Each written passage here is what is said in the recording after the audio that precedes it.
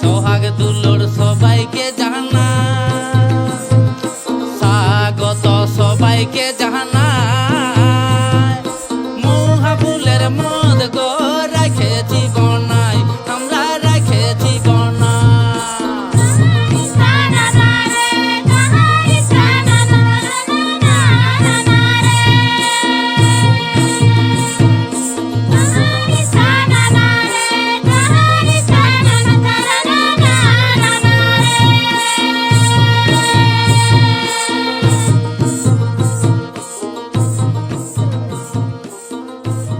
সুজলা সুফলা, পাহাড় জঙ্গল নিয়ে সবুজে মোড়া উত্তরবঙ্গের পাশাপাশি পাল্লা দেয় দক্ষিণবঙ্গের আমার আপনার সকলের প্রিয় জেলা পুরুলিয়া। বছরে কয়েকটা দিন ছাড়া সারা বছর 2 বা 3 দিনের ছুটি কাটাতে সবাই ছুটে যান কম বাজেটের ট্যুরিস্ট স্পট অযোধ্যা সার্কিট কিংবা গড়পঞ্চকোট সার্কিট। ক্যালেন্ডারে যদিও জুন মাস শেষ হয়ে জুলাইতে পা দিয়েছে, তবে বর্ষা সেইভাবে না হলেও আকাশ বাতাস প্রকৃতির মধ্যে বর্ষার রূপ কিন্তু ফুটে উঠেছে।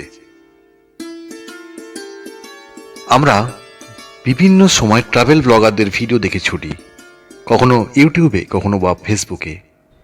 কলকাতা শহর থেকে কিন্তু পুরুলিয়া হারদম যাচ্ছে, প্রচুর প্রচুর ব্লগ আছে, কিন্তু মফস্বল শহর যেগুলো সেগুলো কিন্তু আপডেট দেয় না কেউই। মুর্শিদাবাদ জেলার বহরমপুর থেকে আমরা চলেছি পুরুলিয়ার পথে। বহরমপুর এক সময়ের দ্বিতীয় কলকাতা। 1705 সালে বাংলা, বিহার, উড়িষ্যার রাজধানী মুর্শিদাবাদ নগরী যখন পত্তন হয়, তখন সাতপুকুরিয়া ব্রহ্মপুর ছিল সাধারণ একটি গ্রাম। 1757 সালে পলাশির যুদ্ধের পর ইংরেজ বণিক এবং শাসক কাশিমবাজারের ইংরেজ কুঠির যথাযথ সুরক্ষার প্রয়োজনে 1765 সালে ব্যারাক স্কোয়ারের পাশে গড়ে তোলেন সেনা ব্যারাক, আর সাতপুকুরিয়া ব্রহ্মপুর হয়ে ওঠে আজকের বহরমপুর। স্কোয়ার ফিল্ড বহরমপুর শহরের মধ্যমণি। আজকের গল্প বহরমপুর থেকে আমরা কিভাবে বর্ষার পাহাড় আর জঙ্গল প্রকৃতির সৌন্দর্য উপভোগ করার জন্য পৌঁছেছিলাম পুরুলিয়ার বাঘমুন্ডিতে। সাল মহুল অযোধ্যায় আসতে হবে পুরুলিয়া,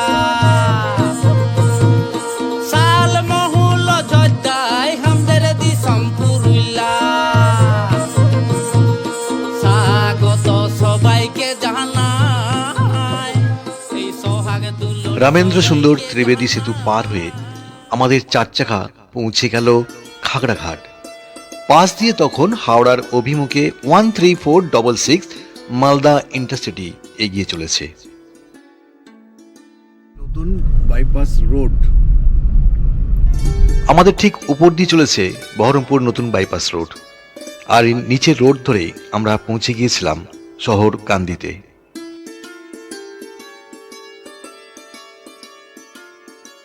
কুলি যাওয়ার রাস্তাকে ছেড়ে বাম দিকের পথ ধরে এগিয়ে চললাম দোহালিয়া বাইপাস মোড়।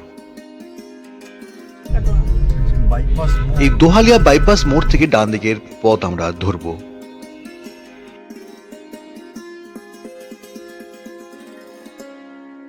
এরপর আমরা পৌঁছে গেলাম ডাকবাংলো মোড়, আর ডান দিক বাঁ দিক না করে এগিয়ে গেলাম পানুটিয়ার দিকে।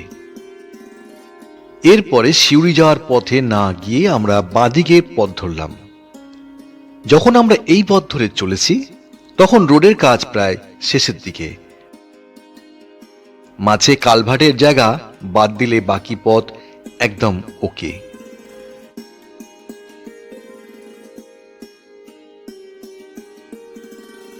এরপর আমরা পৌঁছে গেলাম লাঘাটা।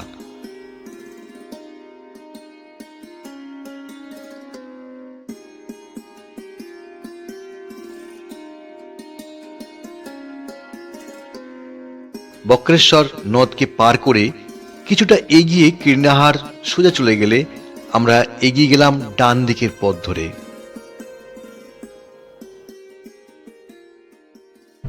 তো বহরমপুর থেকে আমরা অবশেষে পৌঁছালাম হচ্ছে বোলপুরে, তাই তো? আর বোলপুর থেকে এরপরে হচ্ছে আমরা এখানে লাঞ্চটা সেরে নেবো, সেরে নিয়ে এরপর যাব হচ্ছে বোলপুর শহরের প্রান্তিক রেলগেট পেরিয়ে সোনাঝুরির হাটকে ডান দিকে রেখে এগিয়ে গেলাম এবং সিউড়ি বর্ধমান সড়কের বাঁ দিকের পথ ধরলাম এবং পৌঁছে গেলাম আমরা ইলাম বাজার। ইলাম বাজার থেকে ডান দিকের পথ ধরে যাওয়া যায় জয়দেব পদ্মাবতী কুটির। আমরা ওই পথে না গিয়ে আমরা ধরলাম বাঁ দিকের পথ। ম্যানুয়াল টোলে 20 টাকা দিয়ে আমরা অজয় নদ ব্রিজ পার করে পৌঁছে গেলাম পশ্চিম বর্ধমানের পানাগড়ে।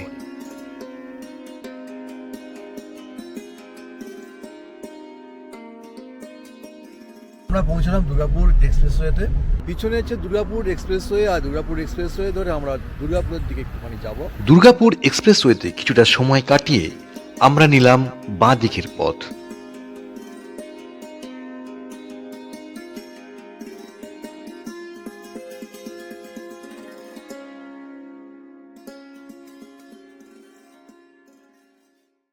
তো দেখতে দেখতে দুর্গাপুর ব্যারেজ আমাদেরকে স্বাগত জানাচ্ছে।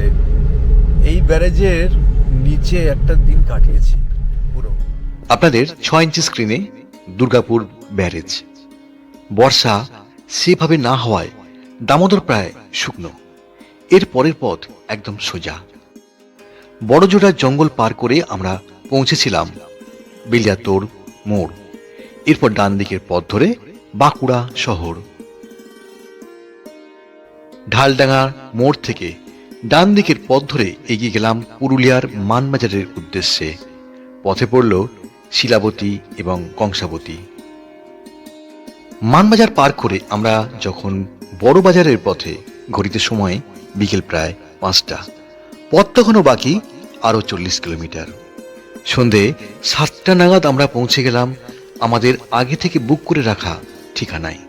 কেমন ছিল সেই ঠিকানা দেখাবো পরের পর্বে।